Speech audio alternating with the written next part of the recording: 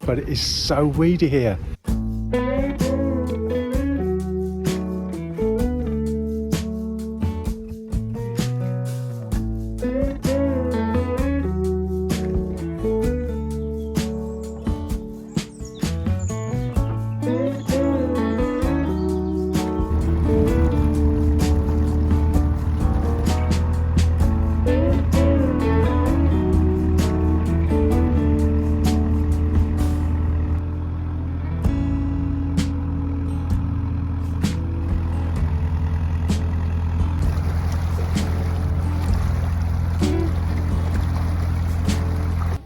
Stuff weighs a ton.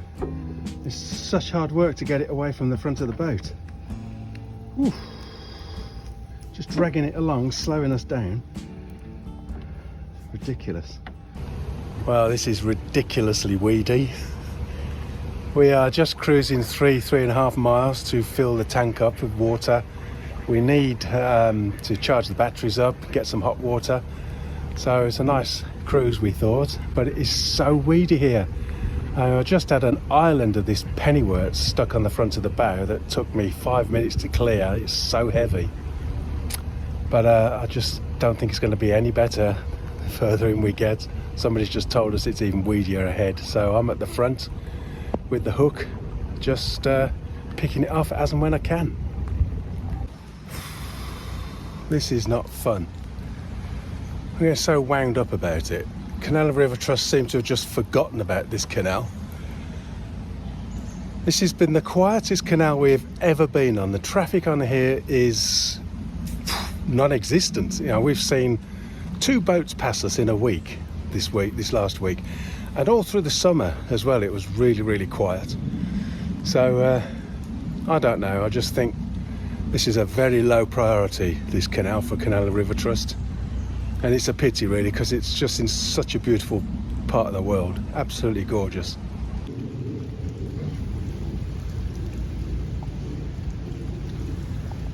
Ha! Just missed that one.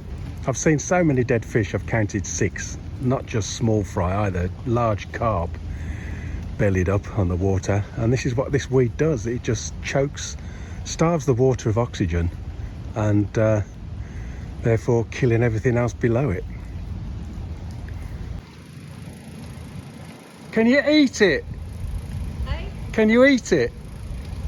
Somebody said you can. Someone on the blog said you can eat it on the comments.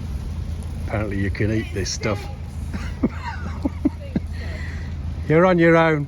You're on your own, I'm not doing that.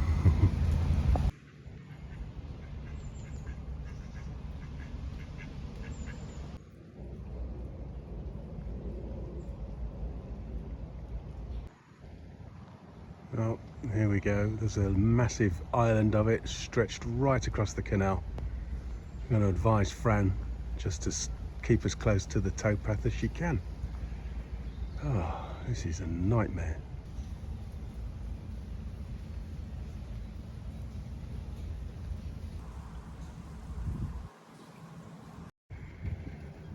Well, I managed to push that big island of it away from the front, which is great. So we've got 100 yards now of clear canal.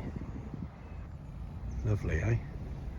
Sitting there on a nice afternoon, cup of tea, listen to the radio, put your feet up, read a magazine, nod off. Joy. Oh, I like that one.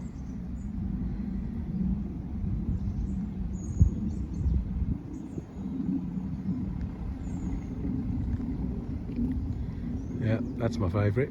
Well, this has been the worst journey we've had since we had to reverse 2.5 miles last year on the River Witham in Lincolnshire. But here we go, we've got 200 yards of clear canal. What's this? Do I detect a weed clearing machine boat gadget thingy in the middle of the canal? Oh, what's going on? Well, there is an operative on board with pole in hand, clearing the weed from around his boat, his weed clearing boat. So I hope he's not stuck because of the weed that he's clearing. Anyway, he's aware of our presence, so we just have to hover here and see what happens. Well, he's on the move again.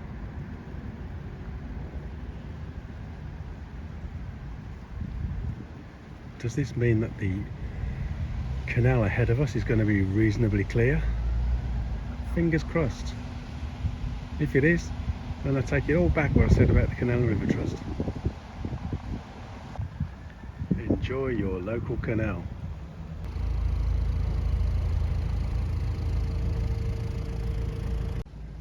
Well, Fran's taken us over this side of the canal. She said she's trying to avoid the weed.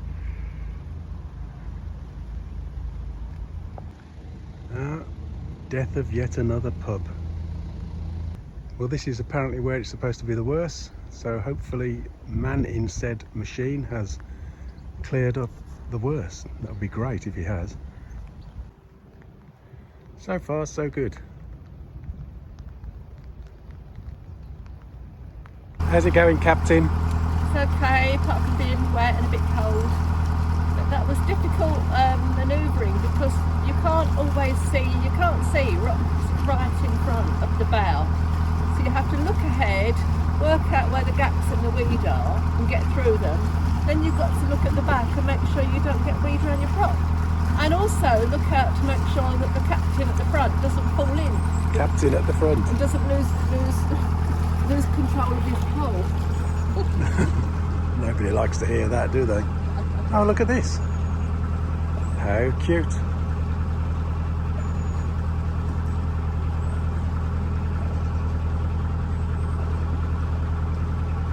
Always a sign that there's a large house nearby. The bridges are posh.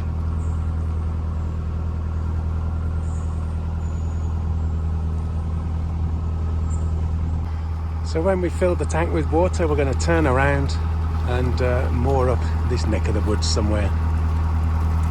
And we'll wash everything that we can when we stop. And we're filling up. While we're filling up, washing up will get done. 2 lots of washing. And then hopefully we won't have to move. The water might last us for a week. It's always a challenge, isn't it, washing on a boat, because there's, especially this time of year, there's nowhere to dry the bloody stuff. It's so damp. I could easily do 2 lots of washing, but I can't dry it. So I think we've got dry days for a couple of days. So we'll just do what we can.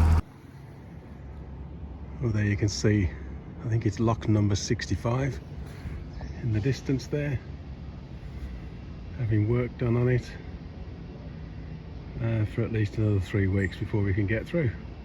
So we're just above that bridge, filling up with water, and I've just popped down to have a look, see what's going on. But ain't walking any further because there's no point. Well, I got up at silly o'clock this morning to be picked up by our friend Simon there.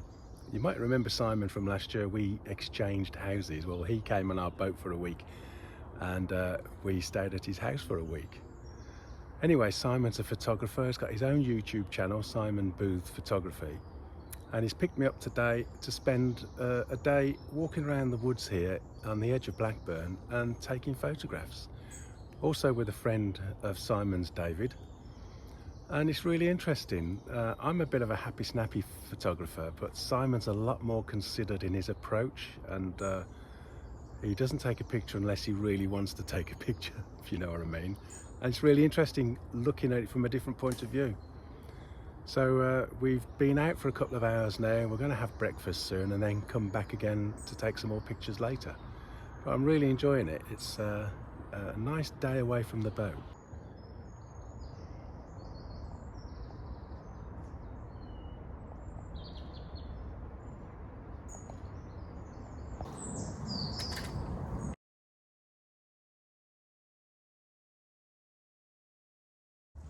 This is an incredible ancient woodland. There's so many big beech trees here. It's beautiful.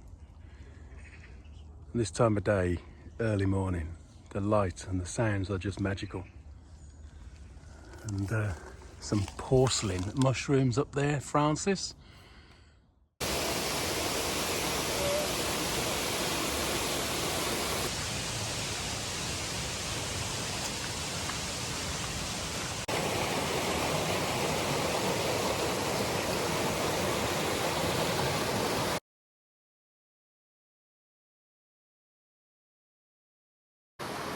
Oh, we're having a great day. Had ourselves a nice brunch, and now we've moved on to the second location of the day. Beautiful, beautiful woodland in Lancashire with a lovely river running by. So learning lots, learning just to stop and look more than anything. That's the most I've got out of today so far, is just to stop, look and see what's around your immediate vicinity, and it's surprising what you don't see. That's it, all done. Great day. Thanks to Simon for picking me up, and got just a mile to walk back to the boat. I'm gonna have an early night, I think.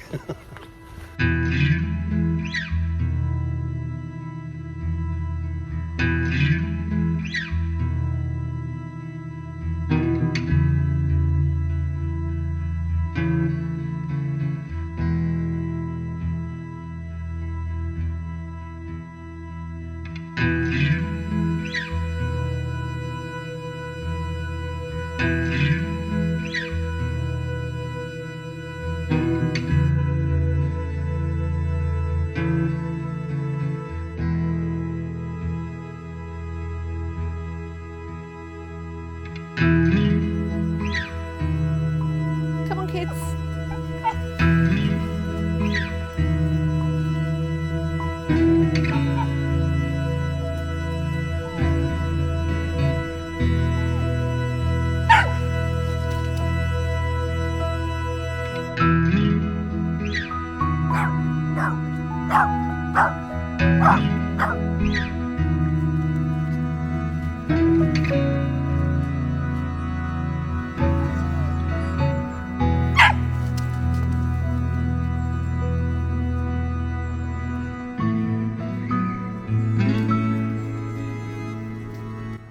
Apart from just being a fabulous place to bring the dogs and walk them and play ball with them, this park also has this fabulous sweet chestnut tree.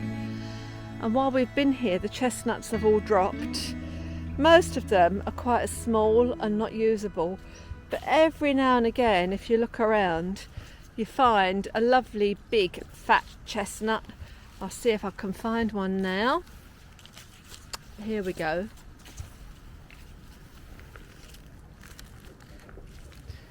So that's a perfect sweet chestnut. Now if you can see, it's got a little tassel on the top of it, and that's what distinguishes it from a conker or a horse chestnut, which you cannot eat. But these sweet chestnuts, they come in these prickly shells, look like little hedgehogs, and all you need to do is split the shell about a centimetre down into the shell, and then boil them for about 20 minutes. And once it's soft inside, while they're still warm but cool enough to handle, you peel the shell off. And we use those to go in a mushroom and chestnut roast for Christmas dinner, or you can just eat them as they are, and they are delicious. But I'll go and try and find a proper conker now, or horse chestnut, which are not edible, just so that you know the difference. So this is our sweet chestnut with its spiky shell and its little tassel on the top of it. And this is a horse chestnut, no tassel, and a much spikier shell. And the horse chestnut is flat, completely flat, with this big mark on this side. I think in America they call them buck's eyes. But yeah, not edible, but you can make soap from them. These are the ones we want, they're delicious. So welcome to Fran's energy saving tip part of the video. Every day we cook our bread, or most days we cook bread in this little oven on top of the Hungry Penguin stove. But I've just discovered that we can cook our breakfast eggs in there too. They just go into a couple of little egg poacher cups in the oven for about 10 minutes. And it's gorgeous. So breakfast with no energy expended. Brilliant little stove, we love it.